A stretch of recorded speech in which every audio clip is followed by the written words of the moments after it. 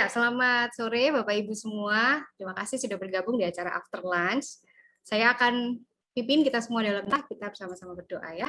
Yuk mari kita berdoa. Allah Bapa kami yang bertata di kerajaan surga, kami bersyukur Tuhan Yesus karena penyertaan Tuhan, karena berkat yang sudah Tuhan berikan kepada setiap kami. Tuhan juga izinkan kami hari ini menikmati satu hari baru lagi yang sudah Tuhan berikan kepada kami. Terima kasih juga untuk segala hal yang Tuhan izinkan boleh terjadi dalam hidup kami, di sekitar kami, dan kiranya kami boleh memandang itu sebagai suatu bentuk kasih dari Tuhan, walaupun kadang tidak menyenangkan, tapi mungkin itu pembelajaran yang Tuhan sedang ingin kami pelajari. Kami mengucap syukur untuk kesempatan sore hari ini, kami bisa berada di dalam acara After Lunch ini. Kami juga bersyukur untuk dua orang fasilitator kami, Ibu Carolina Andahara dan Bapak Andi Surya Putra yang sudah bersama-sama dengan kami. Dan kami juga tak kurang bersyukur untuk setiap peserta yang juga bisa bergabung di tempat ini. Kiranya kami semua hari ini Tuhan boleh sama-sama belajar. Hari ini kami boleh semakin paham dan semakin memahami betapa pentingnya kami mengelola diri kami menjaga kestabilan mental kami, kestabilan dan keseimbangan hidup kami. Kiranya Tuhan yang menyertai dan beracara bersama-sama dengan kami. Berkati setiap gadget dan internet yang kami gunakan, kiranya semua peralatan dan teknologi itu boleh mendukung acara ini dari awal, pertengahan hingga akhirnya, dan acara ini boleh berlangsung dengan baik, dan kami juga boleh mengikutinya hingga akhir acara ini selesai nanti. Terima kasih Tuhan Yesus, kami mau serahkan setiap kami yang ada di sini, baik fasilitator yang akan membawakan materi maupun peserta yang akan mendengarkan materi, ataupun kami dari panitia yang akan bertugas. Kiranya setiap dari kami akan menjalankan peran kami dengan baik, kami boleh menjadi berkat satu sama lain, kami boleh menjadi tangan pajangan Tuhan untuk memberkati orang-orang yang sudah Tuhan izinkan dan Tuhan pertemukan dengan kami semua. Terima kasih Tuhan Yesus, di dalam nama-Mu kami berdoa dan kami mengucap syukur. Amin. Ya, di monitor saya ada 26 peserta. Sebetulnya hari ini yang terdaftar dari sekitar 54 orang. Tapi nggak apa-apa, saya tetap akan mulai, kita jalan terus, nanti biarkan teman-teman yang belum masuk bisa menyusul gitu ya. Ya, yang pertama-tama saya dibantu rekan saya untuk share layar. Oke, terima kasih. Semoga terlihat ya layarnya. Ya, kita hari ini ada di acara After Lunch CEC Alumni Series yang ke-6. Ya, ini sudah 6 kali saya mengadakan After Lunch. Kali ini topiknya adalah I am a secure and mindful teacher. Maksudnya apa sih itu? Ya, nanti itu pembicaranya ya, bukan saya. Karena saya di sini sekarang tugasnya MC aja. Next. Ya, ini kilas balik aja. Saya kalau lihat dari list peserta, saya yakin teman-teman sudah pada tahu ACSI itu siapa, websitenya ACSI, acsi.id. Kalau mau lihat-lihat, siapa tahu mau tahu program-program yang paling dekat, bisa langsung ke acsi.id. CEC, kalau ada yang mau tahu, belum pernah ikut CEC, bisa masuk ke acsi.id/CEC, itu yang program certification bisa diabaikan saja. Nah, kemudian yang terakhir ini yang terus sedang kami promosikan, terus kami mau perkenalkan kepada banyak orang adalah Kairos Store. Jadi ini adalah toko bukunya ACSI, toko bukunya sekarang kami melayani online. Jadi nggak perlu teman-teman datang ke sini ke kantor ACSI, tapi bisa langsung cek ke acsi.id/Kairos, lalu pilih-pilih aja buku mana yang mau didapatkan. Kalau sekolah member sudah ada vouchernya, jadi nanti bisa langsung dimasukkan dan dapat diskon langsung untuk pembeliannya. Next. Ya, saya mau bacakan dulu susunan acaranya. Yang pertama, ya ini sekarang yang sedang kita lakukan bersama-sama. Ini adalah waktu untuk sesi pembukaan dan pengumuman sekitar 10 menit nanti. Nah, setelah itu baru kita akan masuk ke pembahasan. I am a secure and mindful teacher. Ini kebalik susunannya. Harusnya yang pertama nanti penyampai pertama adalah Bapak Andi Surya Putra, MPSI, psikolog CGA. Beliau ini adalah alumni dari Cycle 13 Jakarta. Sekarang beliau melayani sebagai Acting Associate Principal untuk TK dan SD di Sekolah Dian Harapan Mogot, Jakarta. Nah, kemudian narasumber kita yang kedua, fasilitator kita yang kedua adalah Ibu Carolina Andahara, MPSI. Beliau ini adalah alumni CEC dari Surabaya, Cycle yang ke-10. Nah, saat ini beliau melayani sebagai Wakak Kesekswaan dan Konselor di SD Sekolah Dasar 2 Gloria Surabaya. Ya, nanti waktu pembahasan ada sekitar 50 menit, jadi masing-masing dari fasilitator kita akan berbagi sekitar 25 menitan. Nah, hari ini agak spesial karena kita akan sedikit beraktivitas ya hari ini. Kemudian setelah selesai dengan pembahasan materi, kita akan masuk ke book review. Setelah book review, kita masuk ke question and answer. Jadi Bapak Ibu semua, teman-teman semua, kalau nanti selama pembahasan ada pertanyaan, Anda bisa menuliskan di kolom chat, ya, kolom chat Zoom. Kalau misalnya tapi nanti mau nanya langsung juga boleh. Waktu question and answer kita akan buka mic-nya, jadi Bapak Ibu bisa langsung unmute diri sendiri dan bertanya kepada fasilitator. Mau yang mana? Gitu. Fasilitatornya ada 2, mau yang mana? Bertanya kepada siapa? Gitu. Nah, lalu karena hari ini kita akan bicara tentang keseimbangan hidup, kita mau sedikit refleksi, kita mau sedikit menenangkan diri, kita mau sedikit meditasi. Jadi nanti kita akan bersama-sama punya waktu hening atau saat hening sekitar 5 menit sebelum kita tutup acara kita dengan doa, dengan foto, dengan door prize dan juga nanti ada doa penutup. Ya, kurang lebih itu rangkaian acara kita pada sore hari ini. Yang berikutnya, nah, saya mau menyapa dulu beberapa rekan yang sudah bergabung. Kalau di data pendaftaran yang maksud di saya selalu bersyukur untuk teman-teman yang bisa hadir dan saya selalu saya selalu benar-benar senang gitu. Bukan senang karena pandemi terjadi, bukan, tapi justru karena kesempatan ada teknologi, ada Zoom, ada fasilitas online yang luar biasa yang terus berkembang semakin baik semakin ke belakang ini, karena akhirnya kalau dilihat dari peserta-peserta ini nggak semuanya dari Surabaya atau sekitar gitu. Biasanya kalau kita masih seminar onsite yang datang ya paling Surabaya, Purwodadi gitu ya, kalau di Surabaya maksudnya Pasuruan, Mojokerto, daerah-daerah saja. Tapi yang lain nggak bisa terjangkau gitu. Nah, tapi kali ini karena online semuanya bisa bergabung. Itu luar biasa sekali. Ya, yang pertama kita punya teman-teman dari sekolah dan Yayasan Kristen Gloria Surabaya, kemudian ada juga dari SMP SMA Advent Purwodadi, dari Sekolah Pergumulan Mandiri, Sekolah Palembang Harapan, Prodigy Learning Center, dari Sekolah Dian Harapan Daan Mogot, Bangka, dan Manado. Nah, ini yang tadi saya bilang luar biasa.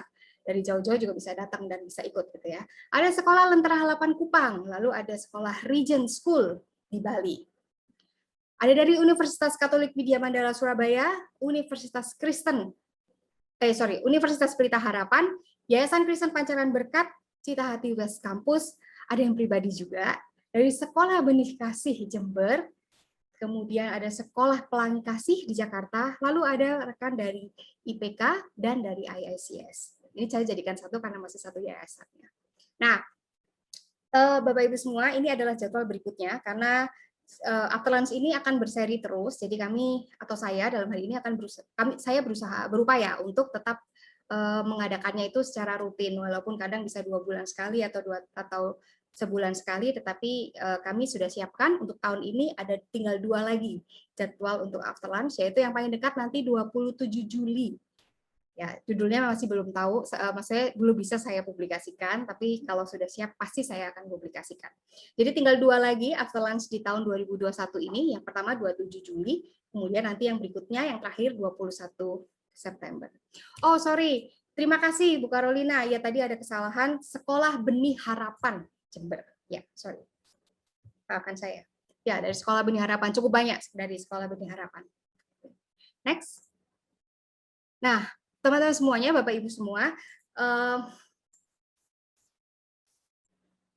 di akhir acara nanti saya akan meminta Anda semua untuk mengisi formulir evaluasi untuk feedback dan masukan. Jadi kami atau saya dalam penyelenggaraan After Lunch kami ingin terus menjadi lebih baik dan lebih baik lagi. Nah, tapi itu tidak bisa saya lakukan kalau saya nggak dapat feedback atau nggak dapat masukan gitu. Jadi saya perlu feedback dan masukan dari Bapak Ibu semua. Nah, nanti ini kita siapkan di belakang. Kalau kita nanti sempat kita kerjakan di sini di acara ini sebelum ditutup selesai. Tapi kalau memang tidak sempat, ya kita selesaikan lalu Bapak Ibu semua bisa mengisinya di rumah. Nah, setelah Anda mengisi masukan ini, saya akan kirimkan sertifikatnya.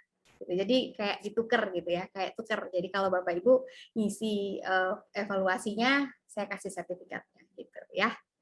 Oke, nanti saya akan dibantu rekan saya untuk menuliskan lagi linknya di kolom chat. Next.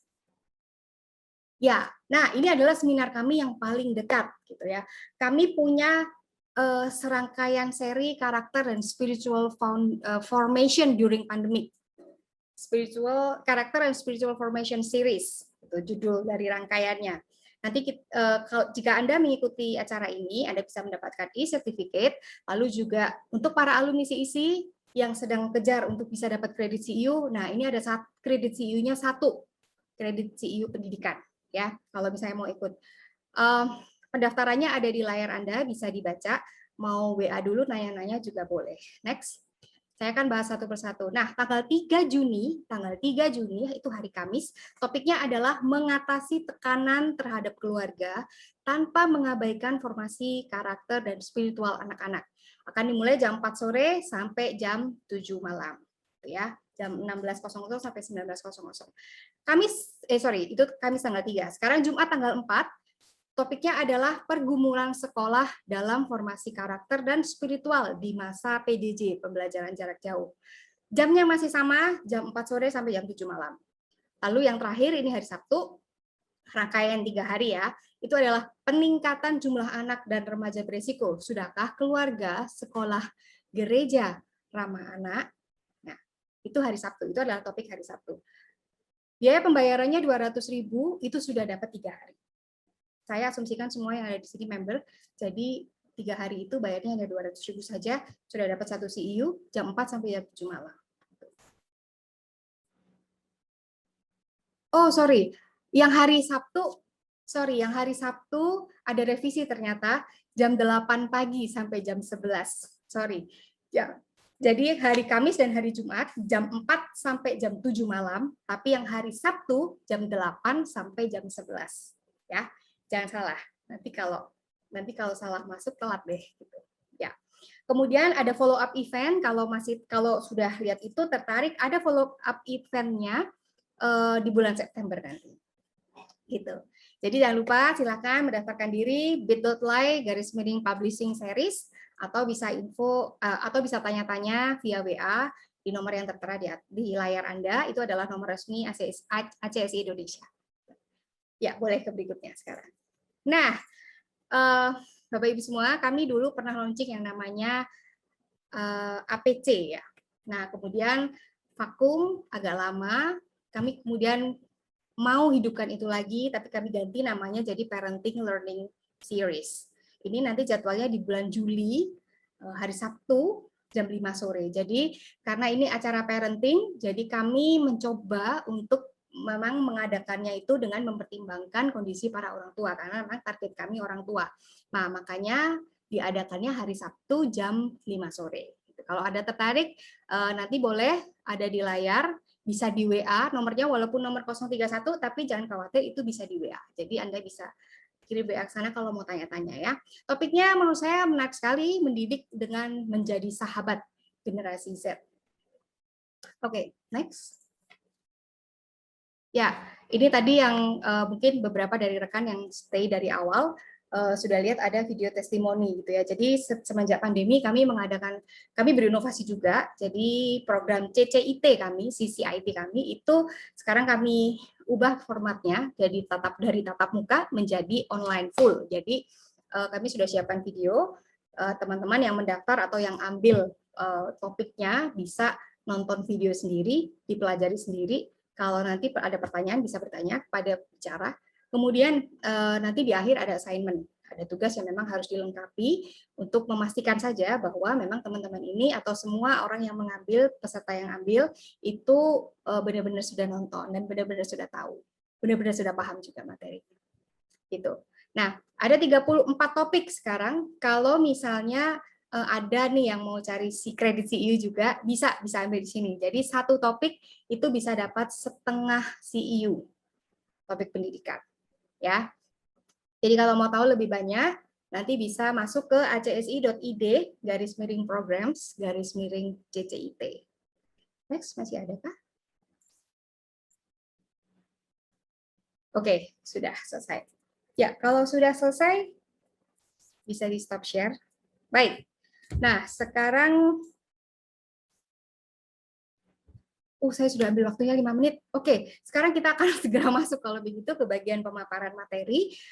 Yang pertama saya akan panggilkan Pak Andi dulu. Bisa dibantu untuk ya. Selamat sore Pak Andi, terima kasih sudah Ya, selamat sore Bu. Ya, terima kasih sudah bersama-sama dengan kami Pak. Nanti kita mundur 5 menit ya dari schedule karena saya udah ambil waktunya 5 menit kebanyakan. Oke, ya. Saya nggak mau berlama-lama, Pak Andi silahkan. Ya, oke. Terima kasih ya Ibu Erlita dan juga semua yang sudah hadir ya. Senang sekali nih bisa ketemu ya walaupun via virtual begitu. Dan saya juga minta maaf sebelumnya karena ini kelihatannya latar saya ini ada matahari yang sangat terik sekali sehingga kelihatannya backlight begitu ya. Oke, saya akan izin share screen. Oke teman-teman, apakah sudah terlihat ya?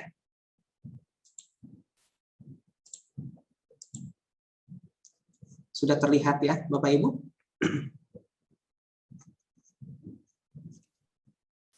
Oke. Ya, sudah Pak. Ya, terima kasih.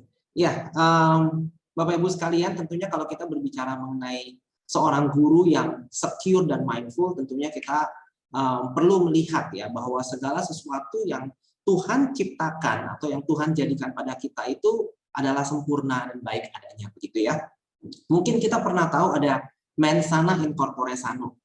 Nah, Bapak Ibu sekalian, di dalam keseharian kita, begitu ya, apalagi di masa pandemi seperti ini, Bapak Ibu, kita tahu bahwa setiap dari kita sebagai pendidik, mungkin ada sebagian dari kita yang sudah divaksin. Begitu ya.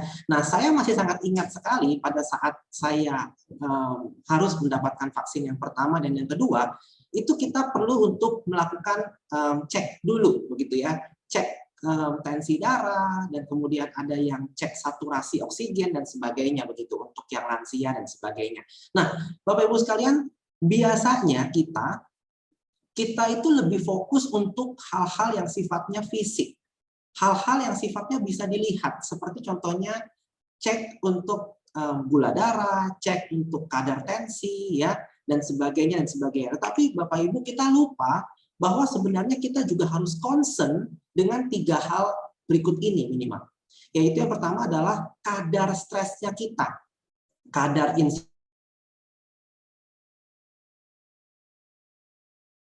di sini adalah seorang guru dan saya yakin Bapak Ibu semua pasti sudah familiar dengan 3 kata ini ya. Hanya saja yang menjadi penekanannya adalah kadang-kadang kita lupa untuk mengukur kadar stresnya kita. Kadar insecure-nya kita sama kadar disorder-nya kita gitu ya. Jangan-jangan kita sudah memiliki kadar insecure atau stres yang sangat tinggi begitu. Nah, hari ini kita akan fokus saja kepada insecure Bapak Ibu. Karena untuk menjadi seorang guru yang secure kita perlu tahu dulu insecure itu apa ya, dan juga bagaimana menjadi seorang guru yang secure. Nah, Bapak Ibu sekalian, terkait dengan insecure dan secure ya, rasa aman dan tidak aman. Saya ingin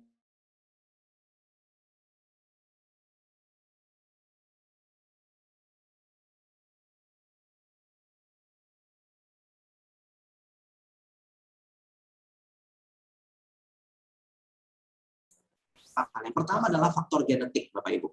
Ya, faktor genetik yaitu faktor yang diturunkan oleh orang tua kita kepada anak-anak begitu ya. Kita pun bisa menurunkan pada anak-anak kita begitu ya. Kemudian pola asuh baik kita dengan orang tua kita sebelumnya, bagaimana kita diasuh, pola pengasuhan kita terhadap anak-anak kita itu juga bisa mempengaruhi. Kemudian dari pengalaman-pengalaman kita. Mungkin ada dari kita yang pernah mendapatkan pengalaman-pengalaman pahit. Nah, kadang-kadang pengalaman-pengalaman itu akan membuat kita secure ataupun insecure. Nah, kemudian yang berikutnya adalah faktor lingkungan. Tidak bisa kita lupakan bahwa faktor lingkungan akan sangat mempengaruhi apakah kita akan menjadi seorang yang secure ataupun insecure. Bapak Ibu sekalian, saya akan memperkenalkan kenapa sih kita bisa lahir istilah insecure ataupun secure ini. Secara singkat saja, Bapak Ibu sekalian mungkin sudah pernah mengenal yang namanya Bapak Erik Erikson ya, seorang psikolog ya yang juga dia memperkenalkan mengenai psikososial begitu ya, tugas perkembangan manusia begitu. Nah, tentunya di dalam tugas-tugas perkembangan ini saya hanya ambil 4 saja ya. Salah satu yang terpenting itu adalah pada saat seseorang masih kecil, pada saat dia baru saja dilahirkan, salah satu yang menjadi tugas perkembangan dia itu adalah apakah dia bisa mengembangkan rasa trust, rasa percaya. Nah, rasa trust atau rasa percaya inilah yang sebenarnya nantinya akan menjadikan dia itu ke depannya akan menjadi seorang yang secure ataupun insecure. Seseorang yang memiliki rasa trust yang baik, seseorang yang di dalam pola hidupnya atau dalam pola asuhnya dia mendapatkan rasa aman yang baik, cenderung biasanya akan memiliki autonomi, inisiatif, dan juga rasa diri mampu di kedepannya. Nah, ini yang menjadikan insecure itu menjadi satu hal yang kadang-kadang begitu penting, ya. Atau secure itu menjadi satu hal yang begitu penting. Apakah seseorang insecure atau secure itu sangat dipengaruhi oleh bagaimana pada saat dia mengalami tugas-tugas perkembangannya, apakah dia sudah melakukan atau melalui tugas perkembangan itu dengan baik.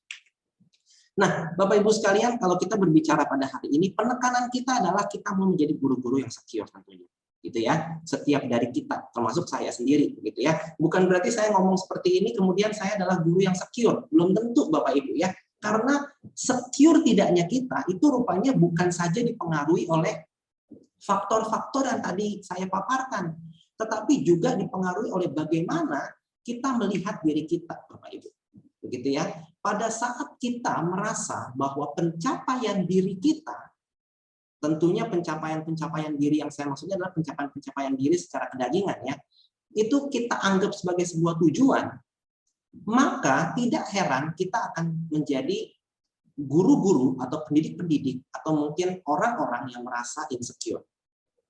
Tetapi pada saat kita melihat bahwa pencapaian-pencapaian atau prestasi-prestasi kita secara kedagingan itu bukanlah menjadi satu hal yang kita kejar, maka disitulah kita akan merasa kita menjadi seorang yang secure. Begitu Bapak Ibu ya. Nah, ada 4 hal sebenarnya yang berpotensi membuat kita itu menjadi guru yang tidak aman atau membuat kita menjadi guru-guru yang insecure. Bapak Ibu sekalian, tentunya pasti ada begitu banyak faktor-faktor lainnya atau hal-hal yang bisa membuat kita menjadi tidak secure. Tetapi ada 4 hal yang ingin saya tekankan pada hari ini. Yang pertama adalah kadang-kadang kita sebagai guru kita ingin membuktikan kalau kita itu menjadi guru yang kompeten. Kadang-kadang kita sebagai guru kita mengajar sebaik-baiknya. Tujuannya sebenarnya hanya untuk membuktikan diri bahwa kita mampu. Atau mungkin kita ingin mendapatkan pujian Bapak Ibu. Dari atasan kita, dari kepala sekolah, atau mungkin dari murid-murid kita, atau mungkin juga dari orang tua. Nah, bisa jadi juga kita itu sebenarnya mengajar sebaik-baiknya, hati-hati, jangan-jangan itu hanya untuk pengakuan saja. Supaya kita betul-betul diakui sebagai seorang guru yang baik, sebagai seorang guru yang pintar, sebagai seorang guru yang kompeten. Atau ada juga beberapa orang yang mengejar kesempurnaan. Artinya adalah dia begitu mengontrol, dia begitu mengendalikan segala macam hal. Baik itu kelasnya, siswanya, atau mungkin perilakunya, atau mungkin apapun yang dia ajarkan, dia begitu kontrol, dia begitu kendalikan. Nah, bagaimana dia mengendalikan dirinya, bagaimana dia juga mengontrol segala sesuatunya itu untuk menjadikan dirinya sempurna, jangan-jangan itu akan membuat dia menjadi guru yang insecure. Bapak Ibu sekalian, di sini ada satu hal yang sangat baik ya, yang mungkin kita bisa sama-sama refleksikan. Kita sebagai pendidik itu dipanggil untuk mengajar, bukan untuk mengejar needs. Bapak Ibu sekalian, saya agak sedikit tekankan di sini ya. Terkadang di dalam kita mengajar, kita begitu antusiasnya, begitu semangatnya. Apakah itu penting-penting Bapak Ibu? Tetapi hati-hati, apakah kita mengajar di depan murid-murid kita, sebenarnya kita itu sedang memuaskan kebutuhan-kebutuhan dan juga needs-nya kita sendiri. Nah, ini yang kadang-kadang membuat kita menjadi insecure, Bapak Ibu. Kita berusaha menjadi guru yang dominan. Kita berusaha menjadi guru yang menyenangkan murid. Kita berusaha menjadi guru yang disukai murid. Kita berusaha untuk menjadi guru yang dicintai oleh banyak orang, diterima oleh banyak orang, diterima oleh guru lain, oleh teman, oleh orang tua, dan juga oleh siswa. Hati-hati, jangan-jangan kita mengejar semuanya itu, sehingga akhirnya kita bukan lagi fokus pada mengajar, tetapi kita fokus kepada mengejar needs kita. Bapak Ibu sekalian, terkait dengan hal itu semua, ada 4 hal yang ingin saya sharingkan bagaimana cara kita menjadi seorang guru yang secure. Begitu.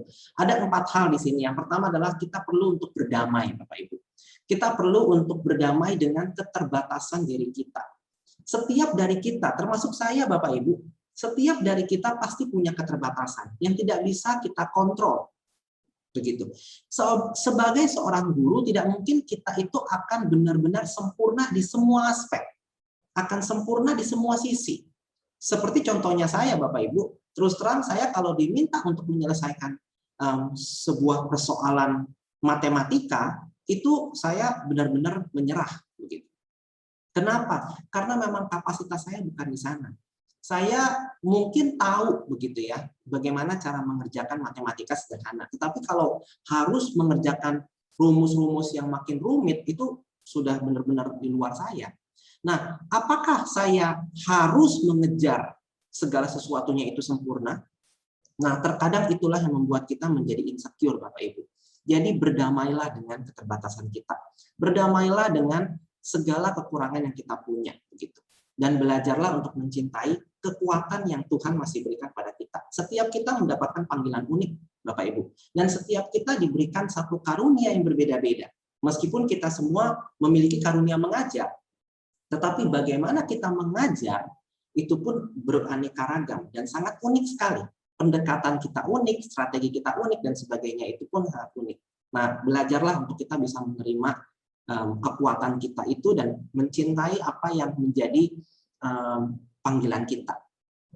Yang kedua adalah Bapak Ibu, saya ingin mengingatkan kita semua untuk mari kita menyadari bahwa rasa aman itu berasal dari anugerah Kristus. Jadi bukan karena kemampuan diri kita, bukan karena kita mengejar segala sesuatunya, bukan karena kita mengontrol segala sesuatunya. Kelas saya harus seperti ini, murid saya harus seperti ini. Apalagi dengan kondisi pandemi begini Bapak Ibu ya, setiap dari kita hampir setahun loh, itu kita selalu berhadapan dengan komputer, dengan layar. Anak muridnya itu ada di tempat yang berbeda dengan kita. Nah, terkadang ekspektasi kita atau harapan kita itu tidak nyambung. Nah, hal-hal seperti ini akan tentunya membuat kita kadang-kadang frustrasi dan membuat kita akhirnya sedih, depresi, gitu ya. Nah, tentunya saya tidak mengharapkan Bapak Ibu kemudian jatuh lebih dalam menjadi depresi, tidak. Tetapi kadang-kadang rasa untuk kita itu ingin sempurna, kita ingin mengontrol siswa kita, kita ingin segala sesuatunya seperti yang kita harapkan, itu akan membuat kita menjadi guru-guru yang tidak aman, Bapak Ibu. Percayalah bahwa rasa aman itu didapat dari anugerah Kristus. Dan yang ketiga adalah Bapak Ibu menyadari akan tanggung jawab dan prioritas hidup kita, Bapak Ibu. Nah, di sini saya menekankan pada keseimbangan hidup. Homeostasis, Bapak Ibu. Homeostasis itu adalah bagaimana kita bisa menjaga keseimbangan, balancing. Pada saat kita mengajar, pada saat kita bekerja, pada saat kita di dalam kondisi kita istirahat, di dalam kondisi kita bersama dengan keluarga kita, di dalam kondisi kita menikmati hari Sabat, beribadah pada Tuhan, kita harus punya keseimbangan ini. Pada saat kita mencampur adukan pekerjaan kita di dalam urusan pribadi, kita bawa pekerjaan-pekerjaan sekolah yang begitu riuhnya, kemudian kita bawa di dalam rumah dan kita selesaikan. Apakah itu penting? Apakah itu baik? Itu baik, Bapak Ibu. Tetapi hati-hati. Jangan-jangan karena begitu lelahnya kita, akhirnya kita menjadi guru-guru yang justru mengejar performa. Justru hanya mengejar kepuasan-kepuasan bahwa kita bisa menyelesaikan pekerjaan kita dengan baik. Tetapi kita lupa bahwa sebenarnya tanggung jawab kita adalah kita bisa mendidik anak-anak kita dan kita bisa membawa kepada Tuhan. Bapak Ibu sekalian, setelah sesi saya, nanti akan ada Ibu Carolina yang akan menjelaskan lebih jauh dan bahkan mengajarkan kita bagaimana cara kita memprioritaskan waktu kita, gitu ya, mengatur timetable kita, mengatur jadwal kita sehingga kita bisa mendidik keseimbangan hidup, sehingga kita bisa menjadi seorang guru yang mindful juga, begitu. Nah, yang terakhir Bapak Ibu ya, yang tidak kalah pentingnya, kenapa kita perlu untuk menjadi guru-guru yang aman, untuk menjadi guru-guru yang secure, yaitu dengan kita dulu menjadi seorang guru yang secure, dengan kita dulu menjadi guru yang aman, kita tidak punya satu rasa untuk kita itu ingin dominan, untuk kita itu ingin memuaskan diri kita sendiri dan sebagainya. Nah, hal ini pun akan terimpartasi rupanya pada siswa-siswa yang kita ajak.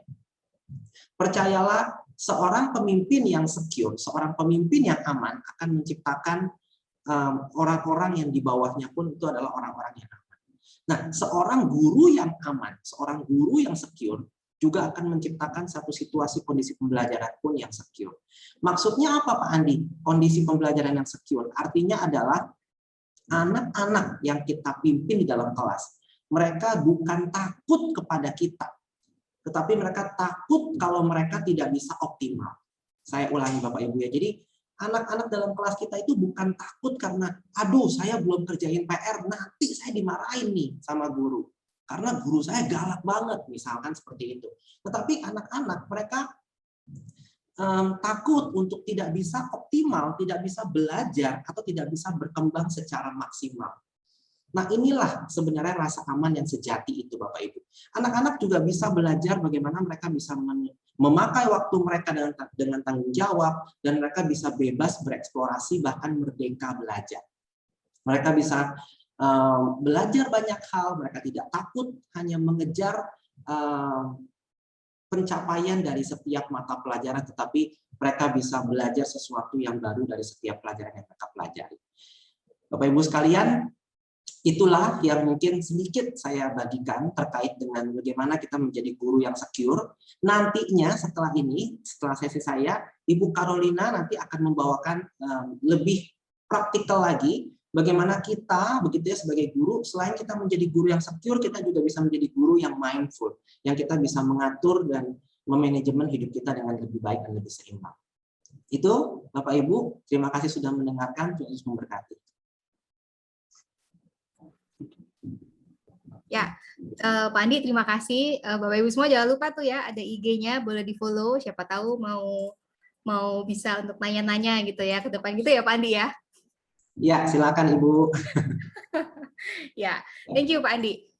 Sama-sama Bu. Sharingnya yang luar biasa sekali. Nah, sebelum kita pindah nih ke sesi berikutnya, yaitu yang akan dibawakan oleh Ibu Carolina Andahara, saya mau infokan sekali lagi kepada Bapak Ibu semua bahwa materi hari ini jangan khawatir, kami akan berikan materi hari ini, nanti akan kami kirimkan bersama sertifikat. Ya, memang akhirnya kami agak sedikit memaksa Anda untuk harus isi formulir evaluasi dulu. Jadi setelah Anda mengisi mengisi form evaluasi, sudah berikan masukan kepada kami dan memberikan feedback, nanti kami akan kirimkan sertifikat seminar, kemudian yang ambil CEU juga akan kami sekalian kirimkan CEU-nya plus materi 2 sesi kita hari ini. Ya, jadi jangan khawatir, kami akan kirimkan materinya.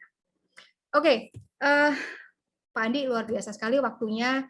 Sangat presisi, jadi kita bisa maju sedikit gitu. Nah, sekarang saya akan undang pembicara yang kedua, ini adalah Ibu Carolina Andahara. Ya, selamat siang. Benar ya, selamat siang. Selamat siang, Bu Carolina. Siang, Miss Ernita. Selamat siang, Bapak Ibu. Oke, ya, terima kasih sudah ada di sini, Miss. Saya nggak mau lama-lama juga, jadi saya akan langsung berikan kepada Miss Carolina. Silahkan, Miss Carolina. Ya, baik. Terima kasih, Miss Ernita. Ya, Bapak Ibu masih semangat ya? Yang masih semangat boleh kasih reaction thumbs up, boleh langsung, boleh pakai reaction. Wah, puji Tuhan, semuanya masih semangat untuk belajar ini. Baik, kita akan segera mulai. Saya permisi untuk izin share screen.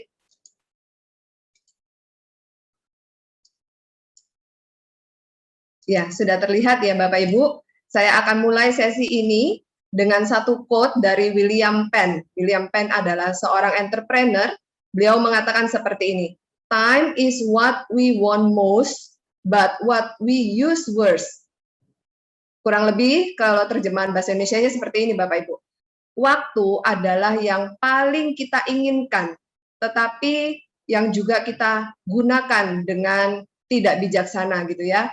Nah, bukankah quote ini sebelumnya juga sudah diingatkan oleh pemazmur. Di dalam Mazmur 90 ayat yang ke-12 dikatakan, "Ajarlah kami menghitung hari-hari kami sedemikian, sehingga kami beroleh hati yang bijaksana. Ya Bapak Ibu, bukankah ini hal yang ironis begitu ya? Di satu sisi kita menginginkan waktu lebih, kalau bisa 26 jam, bahkan mungkin 36 jam gitu ya, untuk bisa melakukan tugas tanggung jawab. Tapi ternyata waktulah yang kita gunakan dengan tidak bijaksana.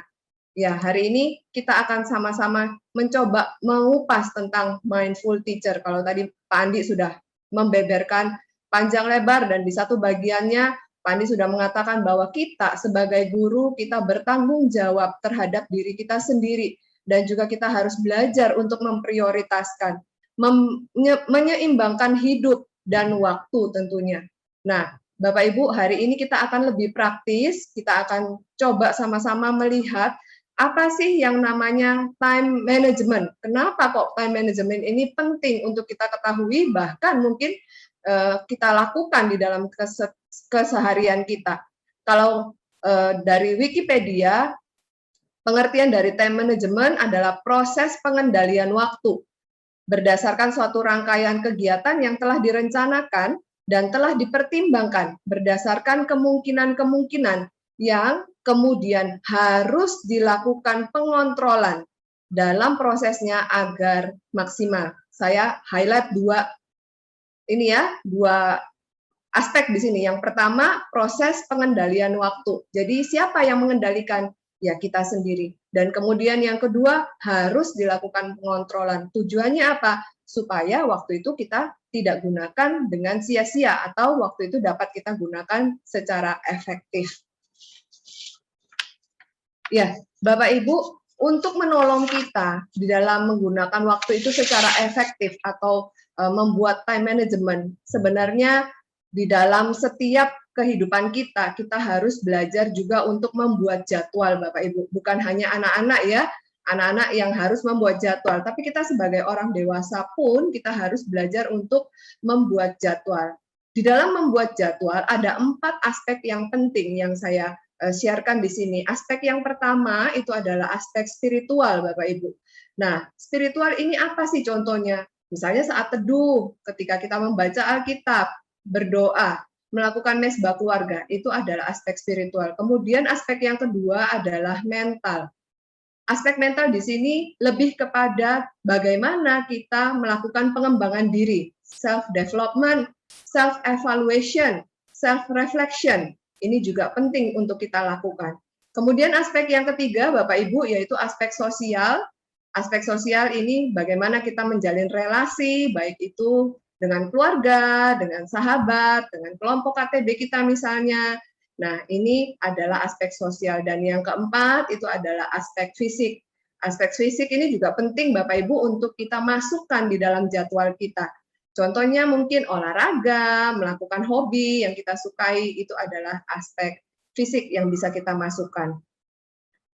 Dalam penyusunan jadwal, sebaiknya memang di dalam 1 minggu itu kita bisa memasukkan 4 aspek ini Bapak Ibu. Tapi kalau misalnya memang sangat dengan terpaksa, salah satu aspek tidak bisa, nah itu mungkin bisa di-schedule-kan di jadwal yang berikutnya. Tapi tetap harus ada Bapak Ibu. Nah, Bapak Ibu juga mungkin sudah tahu ya, untuk bagian ini adalah time management Bapak Ibu. Jadi time management itu ada 4 kuadran. Kuadran yang pertama itu mendesak dan penting. Contohnya apa sih? Misalnya masalah, krisis, urusan dengan tenggat waktu gitu ya. Kemudian kuadran yang kedua itu penting tapi tidak mendesak. Contohnya pengembangan diri seperti yang saat ini Bapak Ibu lakukan. Kalau tidak dilakukan sekarang juga tidak apa-apa Bapak Ibu sebenarnya. Tapi apakah ini penting? Penting. Untuk kita sebagai guru bagaimana kita mengembangkan diri. Kemudian mencari peluang dan sebagainya.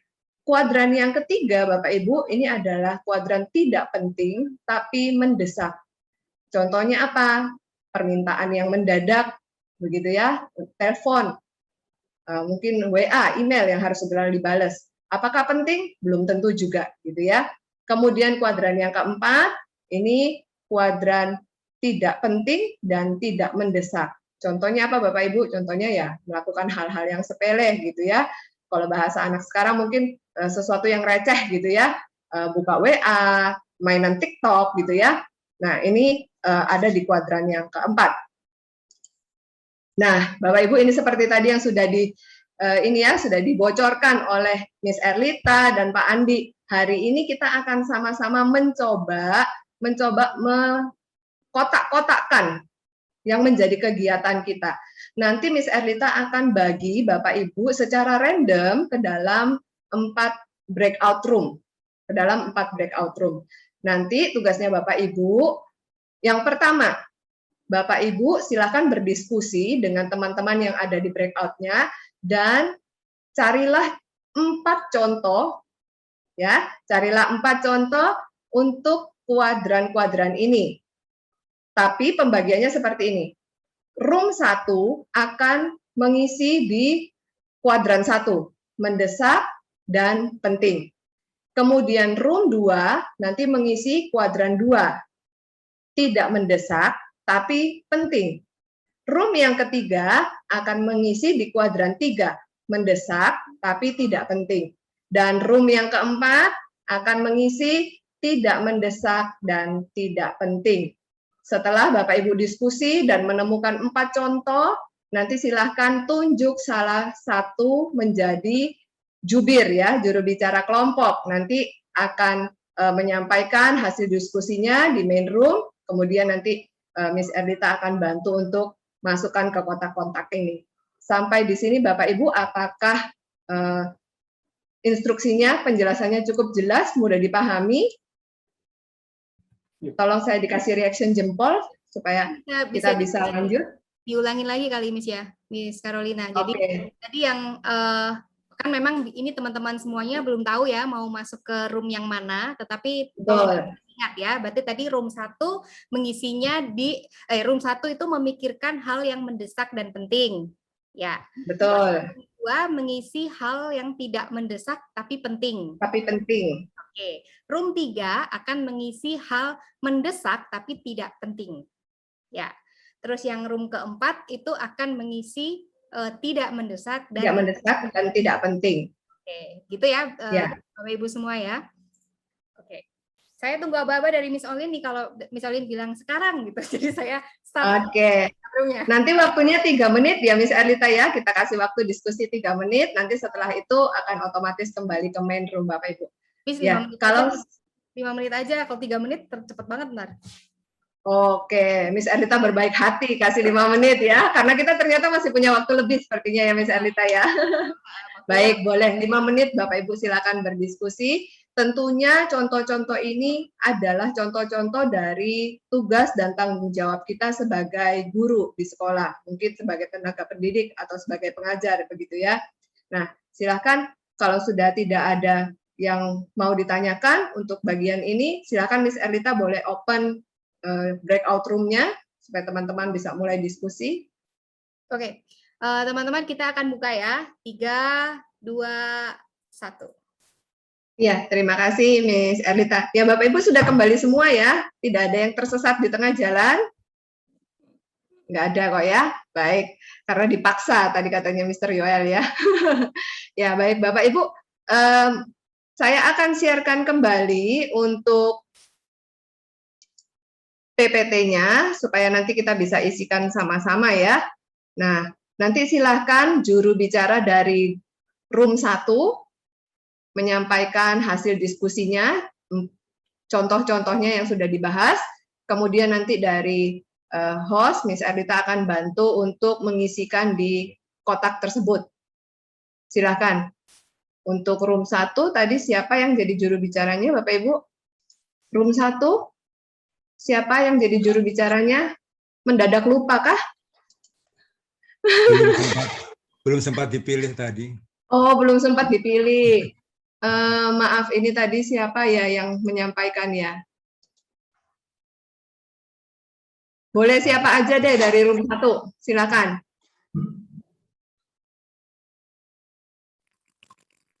Saya aja ya, saya baru join. Ya. Yang telat gagal ini. Tadi sih saya sempat dengar ya, kalau yang harus penting dan mendesak itu adalah penguasaan komputer. Aplikasi komputer misalnya kayak aplikasi perangkat apa yang akan digunakan, karena kan pasti saya nggak tahu sih apakah tadi tempat ngomong tentang hybrid atau apa, Cuma kalau saya bilang sih mungkin untuk tahun ajaran depan itu ya, penguasaan akan komputer itu sepertinya harus penting dan mendesak karena suatu saat ini akan terjadi atau gimana kita harus prepare ke guru-gurunya. Itu aja sih tadi. Saya ingat nih doangan. Ya, baik, terima kasih Miss. Mungkin ada yang mau menambahkan dari grup 1, dari room 1. Yang pertama itu penguasaan IT ya Miss ya tadi ya hasil Ya, diskusinya. ICT. Iya. Itu penting dan mendesak. Saya tambahkan prosedur new Ya. normal. Prosedur new normal perlu diinformasikan ke orang tua. Ya, Baik. sekiranya nanti tatap muka. Kemudian penilaian akhir tahun atau ujian sekolah yang sudah mendesak ini juga kita perlu buat. Dan persiapan tatap muka bulan Juli tahun ajaran baru, sekalipun beberapa bulan tetapi sudah sangat penting untuk kita siapkan.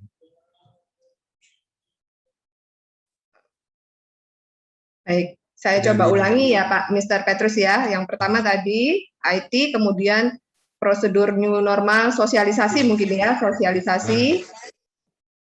Kemudian penilaian akhir tahun. Ujian sekolah ya. Atau ujian sekolah. Yang terakhir maaf. Persiapan tatap muka bulan Juli tahun ajaran baru. Oh, baik. Kesiapan PTM ya. Ya. Ya, baik kita tulis dulu ya. Penguasaan IT,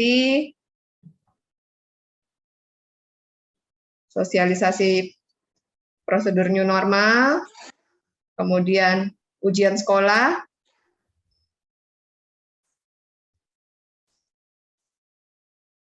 dan yang terakhir kesiapan PTM.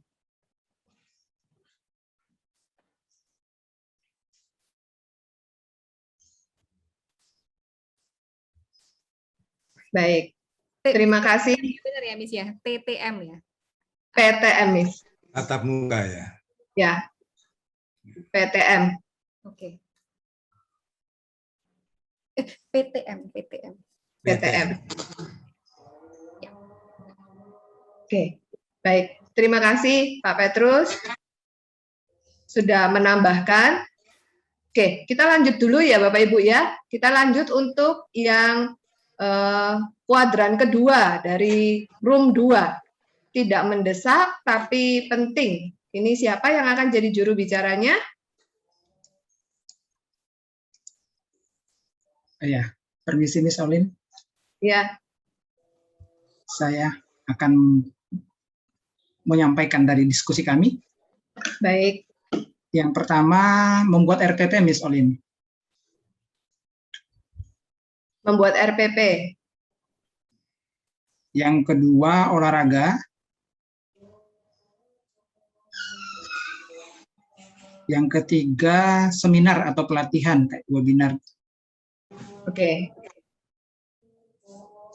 Yang keempat itu jalan-jalan. Yang kelima, family time. Family time ya. Oke. Thank you. Ya, baik. Terima kasih, Mr. Yoel. Baik, Bapak Ibu, kita akan lanjut di kuadran yang ketiga. Kuadran ketiga ini adalah mendesak tapi tidak penting. Kira-kira siapa yang akan jadi juru bicaranya ini? Untuk room 3. Puji Tuhan saya rela, Miss, jadi jubir. Ya, baik, Miss Gita. Saya ingatnya Shopee aja tadi, Miss. Ya, itu check on Shopee itu tidak penting, tapi kalau kehabisan flashnya itu mendesak sekali waktunya kan ya, dibatasin.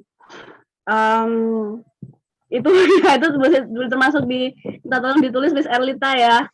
Itu kan tidak penting, tapi kalau kita kehabisan ongkir itu juga mendesak gitu ya.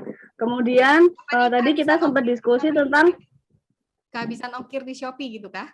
Iya. Mengejar flash sale, Miss. Mengecek flash sale-nya di Shopee, ya itu tidak penting sekali ya. Tapi kalau flash sale-nya habis sangat mendesak waktunya ya. Kemudian ada didiskusikan tadi telepon yang berdering saat mengajar.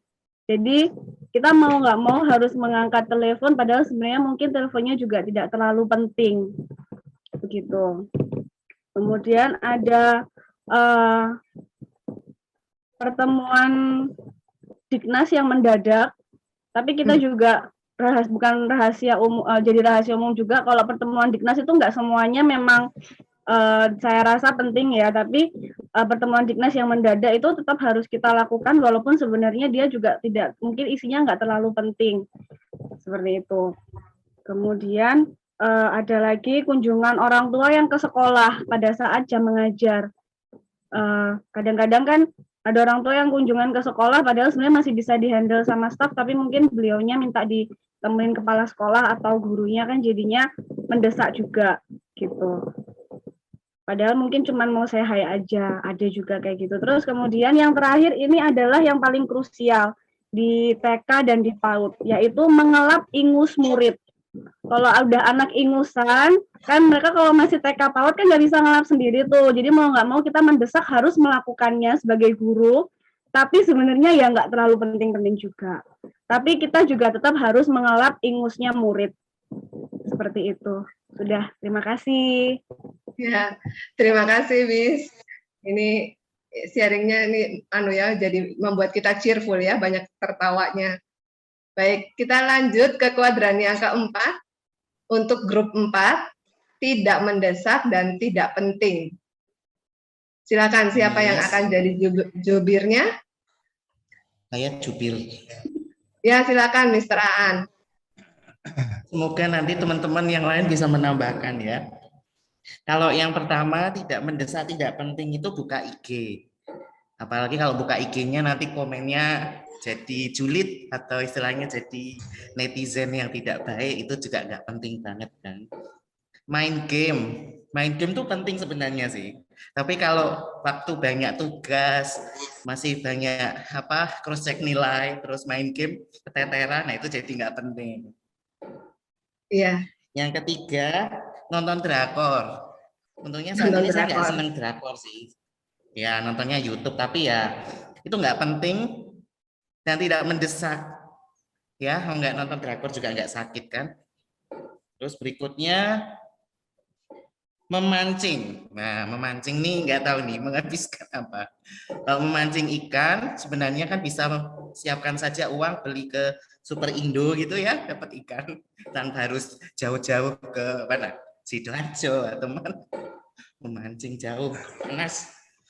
Terus ngomongin orang, wah ngomongin orang gibah itu menyenangkan loh Bapak Ibu, tapi itu nggak baik dan dosa.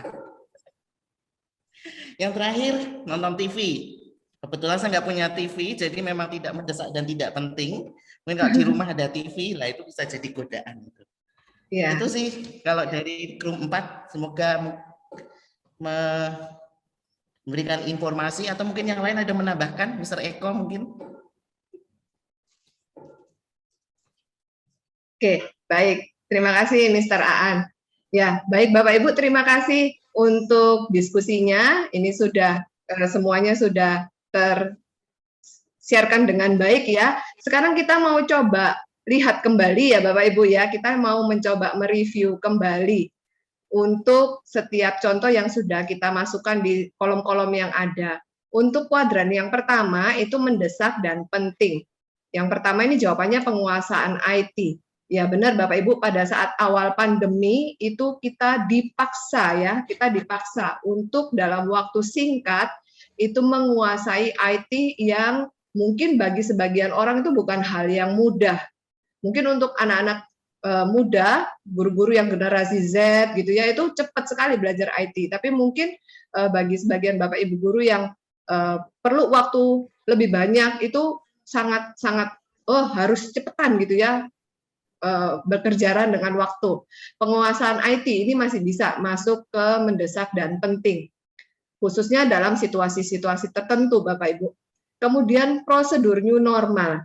Nah, prosedur new normal ini mungkin saya harus tanyakan lebih lanjut ke Pak Petrus tadi ya yang sempat menyampaikan. Pak Petrus, apakah prosedur new normal ini sebelumnya sudah disusun ya, Pak ya? Kami dari sekolah berasrama sudah disusun, tetapi kan orang tua kan masih melihat kemungkinan ke depannya itu loh. Ya tetap kita harus konsisten, harus tetap konsisten. Betul. Betul. Nah, pada saat Pak Petrus menyusun prosedur new normal ini, apakah sudah ditentukan juga kira-kira kapan ini akan di-share-kan ke orang tua? Sudah beberapa kali kami pertemuan Zoom dengan orang tua, dan terakhir nanti kalau sudah ada izin dari Bupati, dibuka sekolah, kami akan informasikan bahwa sudah final, akan masuk sekolah berasrama. Ya, baik. Terima kasih informasi tambahannya Pak Petrus. Nah, langkah-langkah yang sudah dilakukan oleh sekolah Pak Petrus melayani, membuat prosedur jauh-jauh hari sebelum sekolah itu benar-benar dibuka, kemudian sudah mencoba mensosialisasikan kepada orang tua melalui online, sebenarnya itu Pak Petrus sudah melakukan di kuadran 2. Jadi, kalau misalnya memang kita belum buat nih, wah padahal minggu depan ini sudah harus masuk, kita belum buat prosedurnya, kita belum sosialisasikan kepada orang tua. Nah, itu bisa jadi itu penting dan mendesak. Tapi untuk yang dilakukan oleh Pak Petrus, itu sudah masuk di kuadran yang kedua, Pak Petrus. Jadi sudah tidak mendesak, tapi penting sudah dilakukan. Nah, paham ya, Mbak Ibu ya? Ya, mungkin saya potong. Itu mungkin versi sekolah kami. Tapi ini yang kelompok kami memang itu yang banyak dibicarakan. Mungkin masih belum dibuat mungkin. Oke, ya. Dianggap penting gitu ya. Iya. Nah, tapi memang biasanya sesuatu yang prosedural itu biasanya memang sudah masuk di kuadran yang kedua, Bapak Ibu. Nah, Bapak Ibu ini saya sudah dapat reminder, kita lebih cepat aja ya. Kemudian yang ujian sekolah. Ujian sekolah Bapak Ibu ini kan sesuatu yang sudah terjadwal ya. Saya yakin tidak mungkin Bapak Ibu langsung anak-anak hari ini silakan mengisi form ini ini adalah ujian sekolah, kan tidak mungkin ya. Pasti itu sesuatu yang sudah di-share-kan ke orang tua bahwa hari ini tanggal segini anak-anak akan ujian ini. Nah, sesuatu yang sudah di-share-kan jauh-jauh hari sebelumnya dan sudah terjadwal Bapak Ibu itu masuk di kuadran yang kedua. Tidak mendesak, pada saat kita melakukan itu tidak mendesak karena waktunya masih jauh, tapi itu penting supaya anak-anak bisa persiapan. Jadi nanti bisa dipindah ya, digeser ya.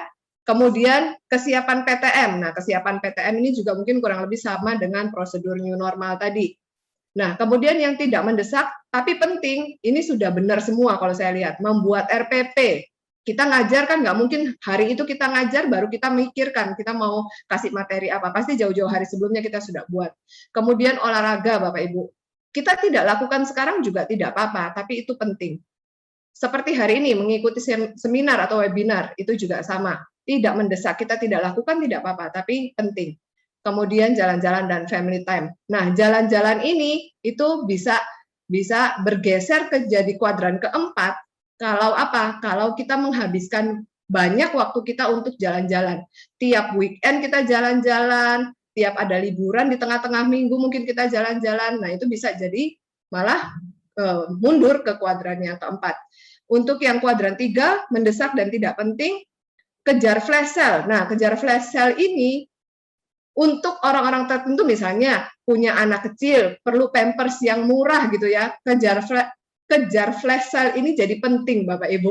Ya toh? Nah, tapi memang kalau kita ada kepentingan ya enggak apa-apa, tapi jangan sering-sering dilakukan gitu aja ya. Nanti bergeser dari kuadran 3 menjadi kuadran 4. Kemudian angkat telepon saat mengajar, pertemuan dinas mendadak, kunjungan orang tua, ini sudah benar semua Bapak Ibu. Jadi kan kita nggak bisa ya bilang sama orang tua yang berkunjung, Bapak Ibu saya masih sibuk, nanti kembali besok aja gitu, nggak bisa ya. Kita harus temuin sekarang, tapi sometimes itu belum tentu hal yang penting juga ketika mereka ngajak pertemuan. Kemudian yang kuadran terakhir ini udah paling benar gitu ya, buka IG, terus main game, apakah tidak boleh Bapak Ibu? Boleh, sangat boleh. Seperti tadi Pak Adi sudah sampaikan kan ya, kita harus menyeimbangkan hidup kita. Nah, salah satunya ini bisa dengan kuadran yang keempat, tapi jangan sampai kuadran keempat ini mengambil porsi yang paling besar di dalam waktu kita sehari-hari. Baik, next Miss. Miss Erlita mungkin boleh dibantu. Next slide. Ya, mungkin harus dihapus dulu dan ya, nggak apa-apa. Bapak Ibu, kalau misalnya Bapak Ibu mendengar kata ini, sahabat, kira-kira apa sih yang muncul pertama kali di pikiran Bapak Ibu? Silakan boleh sharekan di ini ya, kolom chat. Boleh sharekan di kolom chat. Secara cepat saja Bapak Ibu.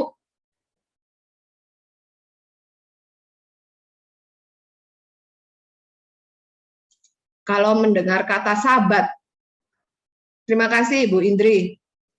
Istirahat, Mr. Aan. Sabat sama dengan rest atau istirahat ya. Pak Heru, waktu untuk Tuhan, ibadah, istirahat ya. Bapak Ibu, biasanya ketika kita mendengar kata sabat, yang identik di pikiran kita itu adalah waktunya kita untuk beribadah. Benar ya? Biasanya begitu ya, kalau sabat itu waktunya beribadah. Nah, saya akan bahas sedikit, Miss Erlita boleh next? Dari Peter Sasero. Peter Sasero ini seorang penulis, Bapak Ibu. Dia menulis healthy leader ya gitu ya. Nah, dia menuliskan seperti ini, Bapak Ibu. Sabat itu sama dengan berhenti bekerja. Menikmati istirahat, menikmati kesenangan, memikirkan Allah. Oke, kita bahas satu-satu ya. Sabat sama dengan berhenti bekerja. Berhenti yang seperti apa? Pada saat kita berhenti bekerja, kita menerima semua keterbatasan kita, Bapak Ibu. Kita ini orang yang terbatas, manusia yang terbatas. Pada saat sabat itu kita menerima akan keterbatasan kita. Kemudian sabat itu juga menikmati istirahat. Ketika kita menikmati istirahat, kita menerima undangan Tuhan untuk beristirahat. Saya ingat Profesor Senjaya, seorang pakar di servant leadership, mengatakan bahwa ketika kita tidur, itu sebenarnya kita melayani Tuhan. Setuju ya Bapak Ibu ya, ketika kita tidur, kita itu melayani Tuhan, karena kita menyerahkan, mempercayakan hidup kita kepada Tuhan. Kemudian sabat sama dengan menikmati kesenangan. Menikmati kesenangan, maksudnya apa? Kita mengambil waktu untuk melihat apa yang sudah kita capai. Tapi kembali lagi Bapak Ibu harus diingat tadi Pak Andi sudah sempat menyampaikan beberapa kali ya bahwa jangan sampai kita itu mengajar karena kedagingan kita, karena butuh pengakuan. Sama juga dengan menikmati kesenangan. Jangan sampai waktu kita menikmati kesenangan itu kita menempatkan diri kita di atas Tuhan gitu ya. Dalam Kejadian 1 ayat 31 pun Tuhan mengambil waktu untuk menikmati kesenangan.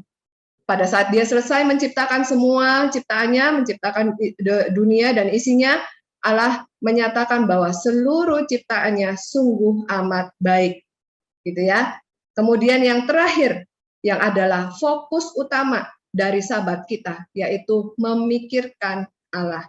Jadi kembali lagi Bapak Ibu, biarlah semua yang kita lakukan pada saat kita berhenti bekerja, menerima kekurangan kita, kelemahan kita, kita menikmati istirahat kita, menikmati kesenangan, memikirkan apa yang sudah kita capai. Di ujungnya itu adalah memikirkan Allah. Satu slide terakhir dari saya Bapak Ibu, ayat ini benar-benar menjadi reminder saya di dalam setiap kegiatan yang saya lakukan. Miss Elita boleh tolong slide terakhir. Di Filipi 4 ayat yang ke-13 dikatakan, segala perkara dapat kutanggung di dalam Dia yang memberikan kekuatan kepadaku. Bapak Ibu, mungkin ayat ini menguatkan kita pada saat kita itu sedang down. Benar ya, pada saat kita sedang down, kita diingatkan, segala perkara dapat kutanggung di dalam Dia yang memberikan kekuatan kepadaku. Nah, tapi jangan lupa, pada saat kita sedang di puncak pun, pada saat kita sedang sukses pun, ayat ini menjadi pengingat kita bahwa semua kesuksesan kita, semua yang kita capai, itu adalah karena Tuhan yang memberikannya kepada kita, bukan karena hasil usaha kita. Ya, sekian Bapak Ibu sharing dari saya. Semoga menjadi berkat bagi Bapak Ibu. Terima kasih.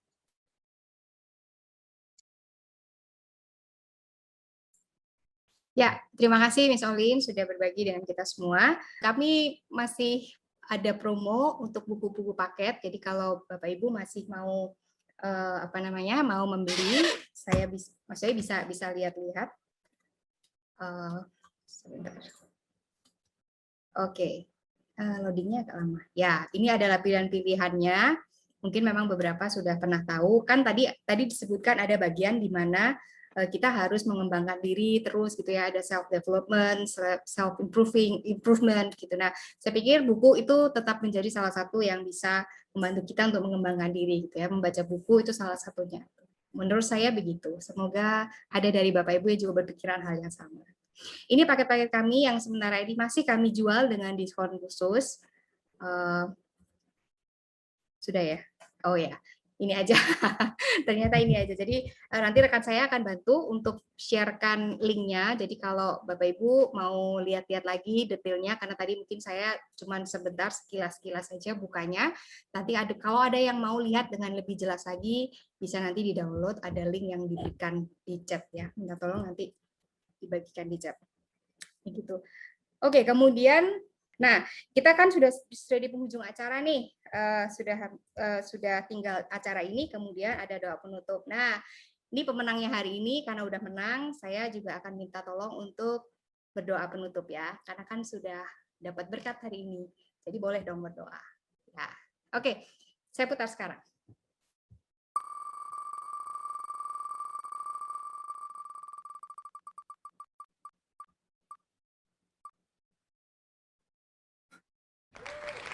Wah, ternyata pemenangnya adalah Pak Chandra. Tadi Pak Chandra yang bertanya itu ya. Selamat Pak Chandra, nanti kami akan hubungin Bapak, kemudian minta alamat, lalu kami kirimkan bukunya. Selamat Anda yang menang hari ini. Nah, Pak Chandra ada nih, mana Pak Chandra? Oh, itu dia Pak Chandra. Ya, selamat ya Pak ya, sekali lagi. Nah, sebentar lagi Bapak doa penutup ya. Tapi sebelum kita tutup semuanya, Bapak Ibu, saya mau sekali lagi berterima kasih kepada Pak Andi dan juga Miss Carolina karena sudah bersama-sama dengan kita semua membagikan materi, ngajarin kita bagaimana kita bisa ngatur waktu, bagaimana kita mulai melihat diri kita sendiri bukan ngukur dari setiap kegagalan, tapi lebih kepada bagaimana motivasi kita gitu ya untuk melakukan sesuatu, khususnya dalam hal ini sebagai para pendidik ketika Anda mengajar. Terima kasih juga untuk teman-teman semua yang sudah hadir di sini. Terima kasih sudah mau belajar bersama-sama. Kiranya apa yang sudah kita dapatkan hari ini boleh berguna dan bermanfaat bagi Anda semua. Jangan lupa mengisi form evaluasinya. Nanti boleh dibagikan sekali lagi mungkin di grup di grup chat supaya teman-teman bisa ingat.